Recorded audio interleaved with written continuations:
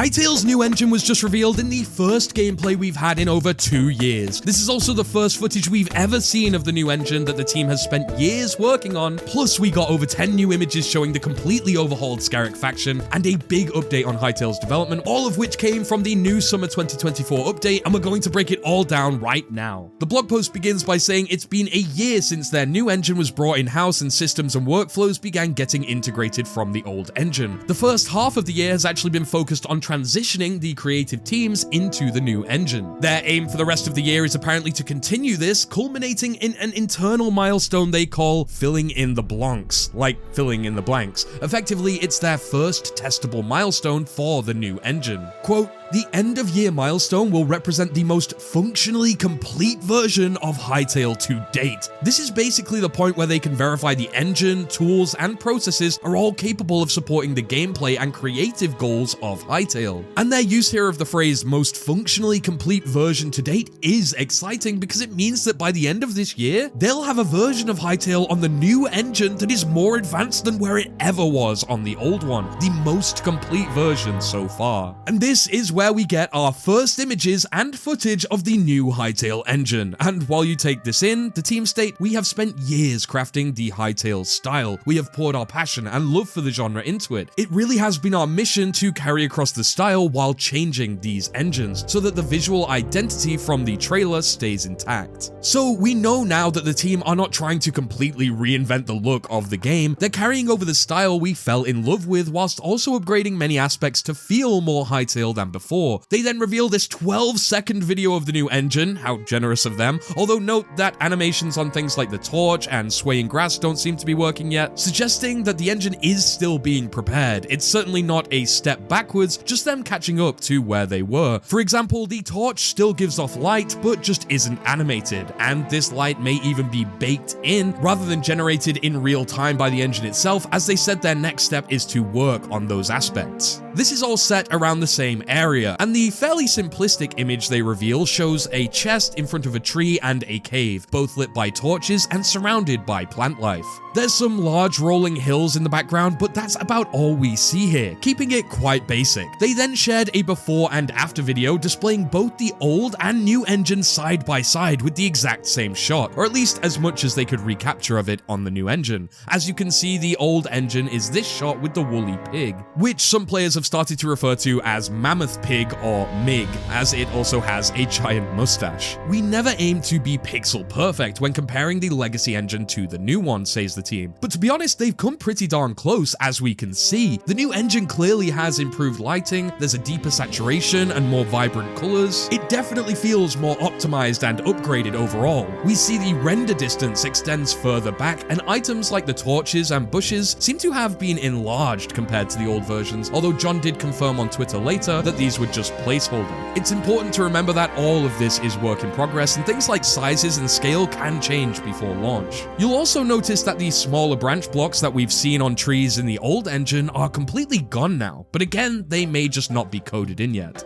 Quote, "We are at a stage where a screenshot of the differences between the two engines are less evident to the untrained eye. The team have progressed a lot on replicating texture colors, ambient occlusion, and shadows for different types of models, like all of the blocks, chests, and foliage. They've apparently made a lot of progress on how sunlight travels or is blocked by terrain, and they're ready to move on to the next big things, such as improved shadows and lighting, polishing long-distance rendering, improving visual effects for particles, and working on things like fog, weather, trees, and foliage shading, as well as the skybox. Overall, they're showing that they can clearly retain that old engine's look while improving all aspects of it visually. And don't you worry for 1 second, the pig that disappeared is confirmed to be okay and still in the new engine, says Buttercat, the community manager. It just didn't happen to be there when they took the new engine image. What this all means now, however, is that their artists can exponentially ramp up their ability to build assets that go directly into the game, such as all the new Scarricks that the team revealed next. But before we we cover that, I have one thing to tell you guys about.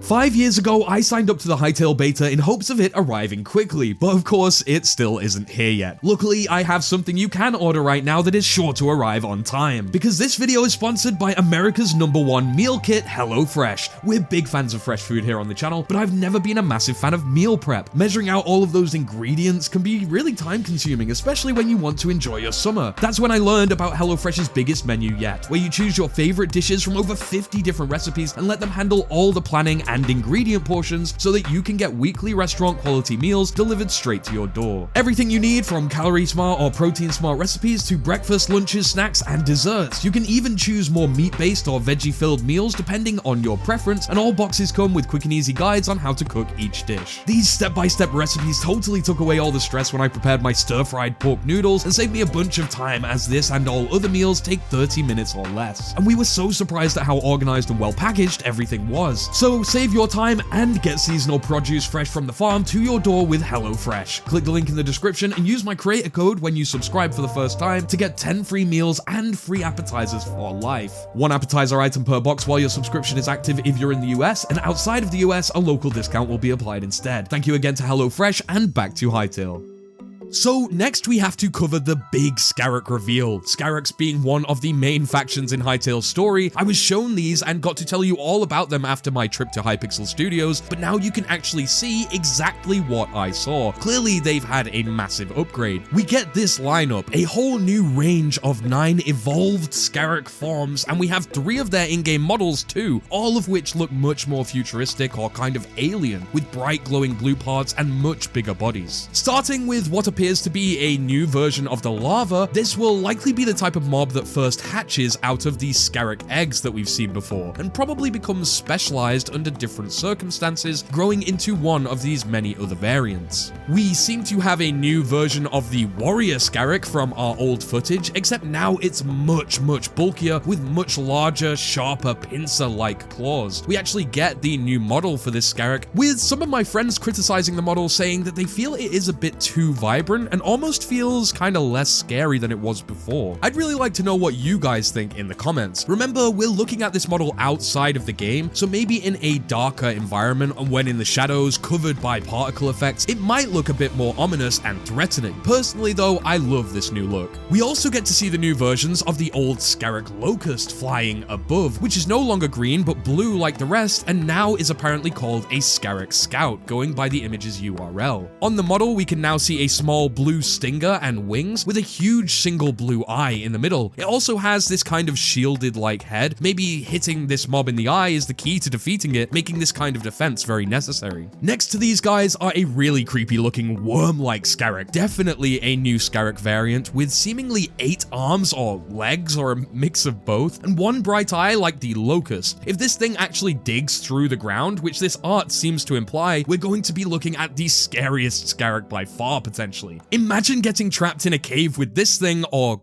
Gaia forbid, a whole group of them. For now, I'm going to call it the Scarrak Tunneler or Scarrak Burrower, and I'd be interested to see if it really does work like the giant worms in Terraria, for example. Next, we continue the trend of growing larger with a much bulkier, almost blocky beetle-looking Scarrak. It does look like it's got 2 faces at first, but this seems to just be a little larva sitting on the bigger one's back. You can see that its front limbs have grown much more shield-like, and it even has these upward flaps on the back that either act as a defense for itself or aim to shield the different larva it carries on its back. Maybe this Scarrak is actually what guards the younger Scarraks and transports them. We see evidence of this in later concept arts. Following the line, we then get the 3 big Scarraks I spoke so much about in my last video. This was the slide that really stuck with me, and I completely forgot about a lot of the ones on the first slide we just covered. As you can see, this first one has a much more monstrous, stomping beast form. It appears to be an upgrade from the old Scarrak tank, and they will likely act as the first line of defense for the Scarrak hives. We also get our first look at the in-game version of this tank, which has now been renamed to a Scarrak Guard. It looks great once again. I'm glad not all of the new designs have one big eye. It is nice to still see some semblance of the old creatures in the face area. The enlarged glowing antenna mixed with the eyes and shield dots is also really interesting. It feels quite disorientating, and I bet it looks awesome in the dark if those parts of the body actually glow up. It does also remind me a little bit of butterflies, whose wing pattern can be used to help ward off predators. The change from wording like Scarek Locust and Scarek Tank to now Scout and Guard makes the Scareks sound much more intelligent and sentient, slightly less animalistic almost. Maybe this is also why we don't see the Brood Mother. Perhaps the team are trying to distance the faction from just being the bug mobs. Making sure Scareks didn't just feel bug-like, but instead alien-adjacent was a clear goal from the beginning. They say this wasn't a mindless swarm of robots, but an entirely foreign intelligence with their own evolution, goals, and means of communication. They clearly inhabit Orbis, but their presence is still somewhat of a mystery for players, and we wanted that mystery to be front and center in their design.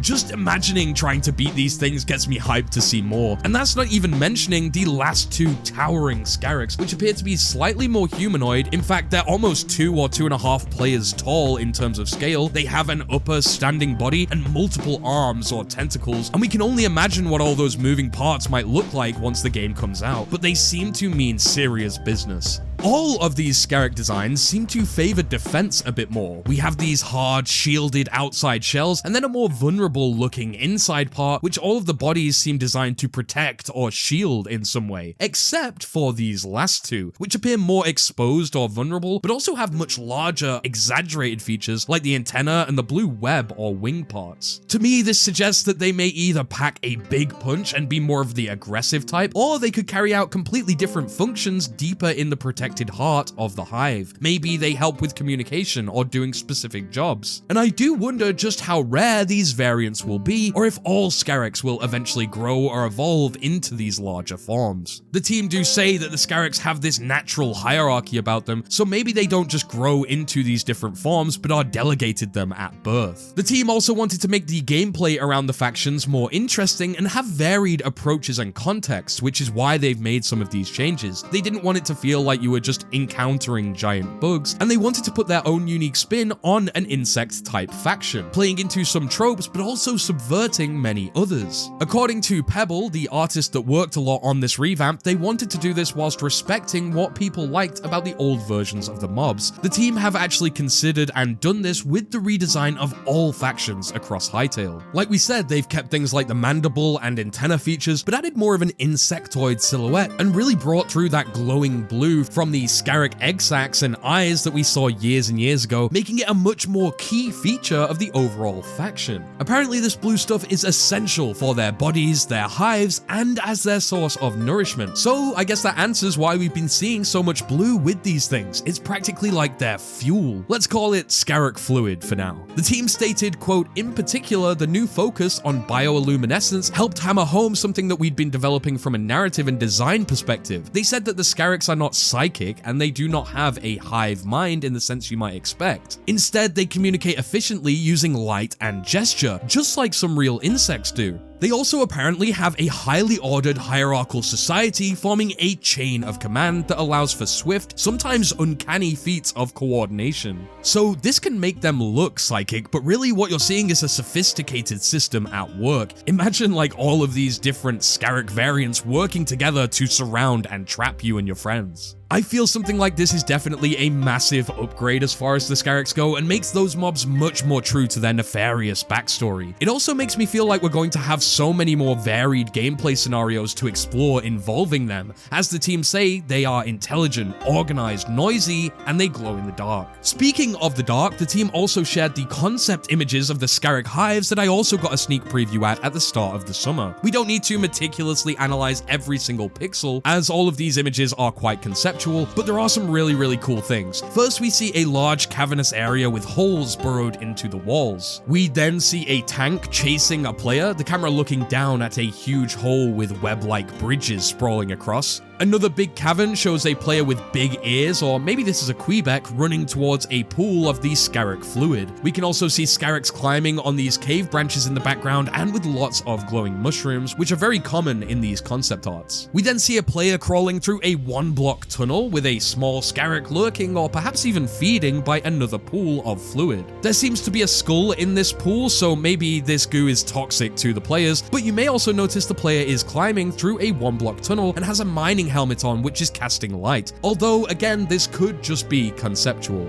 Next is a player camping in a desert with a new style of mound or hive in the background, with a ominous Scarix scouting around looking for its prey. We have more Scarix feeding from this blue fluid, or even using it to grow or cultivate their eggs in some way. I can't tell if this Scarix in particular is actually carrying a big egg sac on its back, or if this is literally part of its back. In which case, is that Scarix Pregante? Maybe it's a type of Scarix that transports that blue fluid elsewhere, to different areas in the hive. Now we see the new Scarix scouts, the flying ones, in full force. Here they seem to be scouring a desert as a larger Emperor-style Quebec looks out into the open. I assume that because the Scarix scouts and the bigger ones have the most blue winged areas, that they probably use those to communicate. I can imagine the Scarix scouts flying high into the air, and once they notice you, start flashing or changing color so that they can alert the larger pack in the distance that are waiting for a sign. Honestly, just thinking about that, it would be such a cool hunting mechanic. We also see this Scarix beetle from earlier. I guess this actually does confirm that it is in fact a carrier for the smaller Scarix larva. I guess we can call them Scarix carriers for now. And we even get a small lizard on the rock face here.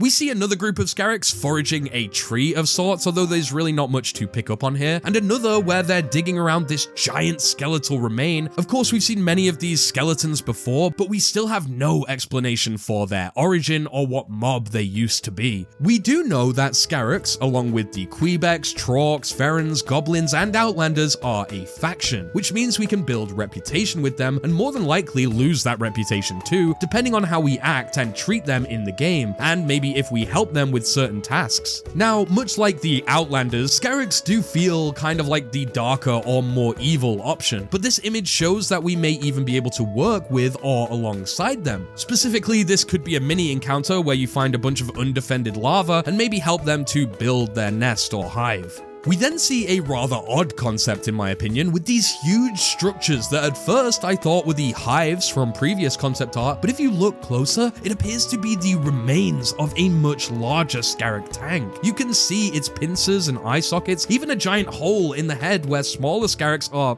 crawling out of. I really don't know what to make of this one. Maybe these are ancient giant Scarix that died hundreds of years ago and now we just have these huge blocky structures as their remains, or maybe they are actually alluding to a giant Scarix in the world. Who knows? After this, we get to the most gruesome concept in my opinion. Here is a pit with all sorts of remains, skulls, bones, swords, even a leg which these two Scarix are fighting over. At first, it appears as if there's also a bunch of twisting branches, but if you look closer into this deep dark tunnel, it seems like most of these are actually arms or tentacles, reaching out and grabbing, ripping, and tearing different remains apart. Maybe these are the arms of the Burrower Scarix, or they could even be from these larger forms from earlier. It is clear that Hypixel Studios' vision for Hytale is becoming much more clear and solidified with designs like these for factions. The team said that moving into the new year, they will be focused on minigames and creative tools, moving quickly through the first two phases of development as they port over the progress from their legacy prototypes and playtests. So they are still currently porting features and systems from the legacy engine over to the new one. However, these are both systems that are still in development and ones that are pretty much complete. And because of this, it's allowed them to move a lot faster, but with a less predictable velocity. This is actually why they haven't been able to give us a solid timeline for so long. They did also reveal a new simple PvP game mode that they're going to be developing, which uses knockback-based weapons called, bonk sticks. Although they didn't show any footage of this, I'm pretty sure this was similar to what I saw in the combat playtest. Basically, all the players had different colored sticks with high knockback, and they just smack each other like crazy on the island. The team also confirmed that they've now had multiple successful combat playtests and minigame prototypes, so it seems this is where the bonk sticks game definitely originated from. The team then state that they will continue to share updates as they hit their next milestones, from more blog posts like this one to more technical explainers like the one we got before this. Specifically, they said they'll be back with more to share before the end of the year. They'll also be continuing #AskHytale on X, formerly Twitter, via Buddhacat and game director John Hendricks accounts, which by the way have become more and more revealing recently. In fact, this post plus all of the recent confirmations from John are so big that we need multiple videos to break them down. In the next one, we'll cover how zones have changed drastically, the development timeline, plus break down the rest of the reveals from this blog post. As the team say, it's been a long period of refactoring, but the wheels are starting to turn and Hytale is finally coming back to life once more. Subscribe for Hytale news notifications, click here for the next video, stay